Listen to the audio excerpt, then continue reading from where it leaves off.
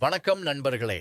இன்று நடந்த south Africa women's views Ireland women's T20 போட்டியின் முக்கிய ஹைலைட்ஸை சுருக்கமாகவும் செம்ம எளிமையாகவும் பார்க்கலாம்.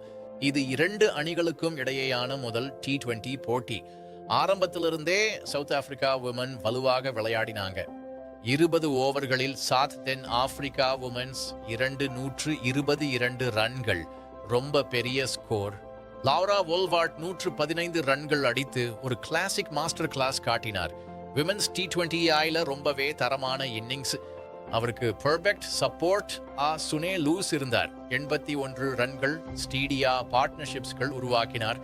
இதனால் சவுத் ஆப்பிரிக்கா ஒரு மிக பெரிய ஸ்கோர் நம்பிக்கை ஏற்படுத்தியது. அயர்லாந்து பவுலர்ஸ் ஆரம்பத்தில் ஓகேயா இருந்தாலும் பின்னாடி மிடில் ஓவர்களில் முழுக்க அண்டர் பிரஷர் போயிட்டாங்க. பின்னர் அயர்லாந்து விமன் சேஸ் செய்ய வந்தாங்க. சில சின்ன பார்ட்னர்ஷிப் இருந்தாலும் பெரிய ஸ்டாண்ட் எந்த பகுதியிலும் உருவாகல. முடிவில் அயர்லாந்து அணி 115 ரன்களிலேயே ஆல் அவுட் ஆனது. தென் ஆப்பிரிக்கா பவுலர்கள் தொடர்ச்சியான கட்டுப்பாட்டுடன் பந்துவீச்சை நடத்தினாங்க.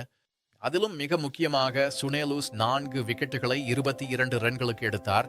Match turning spell. South Africa women 222, Ireland women 115 all out. மொத்தத்தில் சவுத் ஆப்பிரிக்கா உமன்ஸ் 105 ரன்கள் வித்தியாசத்தில் மிகப்பெரிய வெற்றி பெற்றார்கள். Player of the match Laura Wolvaardt, செம டிசர்விங் பெர்ஃபார்மன்ஸ்.